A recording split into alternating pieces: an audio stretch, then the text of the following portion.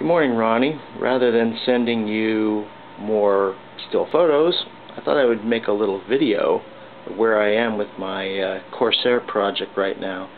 As you can see, I haven't accomplished a whole lot in the last few months, mostly because of family issues that I'm dealing with.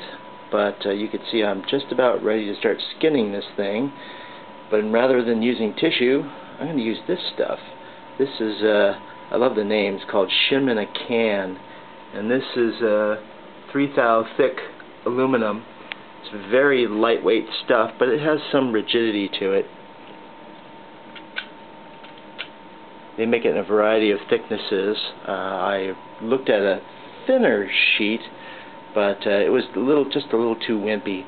So this stuff has a nice combination of flexibility that I can shape around the balsa wood form.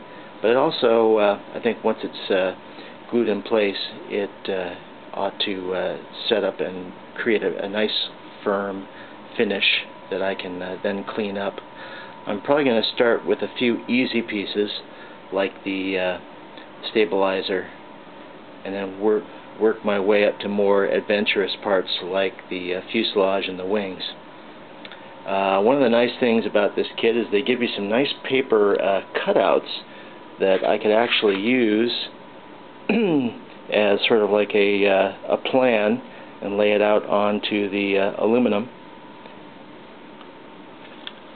Normally these would be affixed to the outside of a tissue paper covered version of this model. And last but not least, there is of course the great wall of plastic.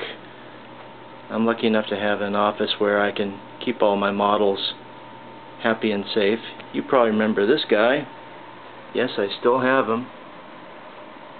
And because of prying fingers and unwanted touching, I had to build this plastic covering.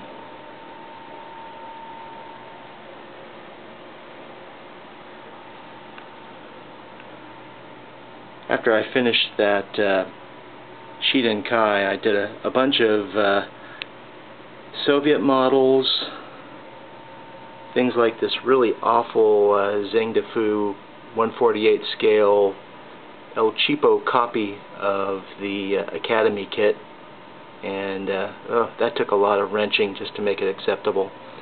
But then I also built up a bunch of old Revell kits I had lying around. The Hurricane, the Focke-Wulf, the A6M52, some of these other not so great kits, the MiG-19, that was thoroughly bad, the MiG-23, that's a hobbycraft kit, not bad, and just started kind of going through my stash, putting stuff together without turning them into major art projects. This was kind of a fun one. I took two old kits, the old Monogram 262 and the old Monogram Dornier 335, and turned it into this sort of a plausible Luft 46 sort of an aircraft. I think that could have actually flown and probably would have been imminently doable with the technology of the time. So, rather than send you stills, you get video. Hope you like it. See ya. Bye-bye.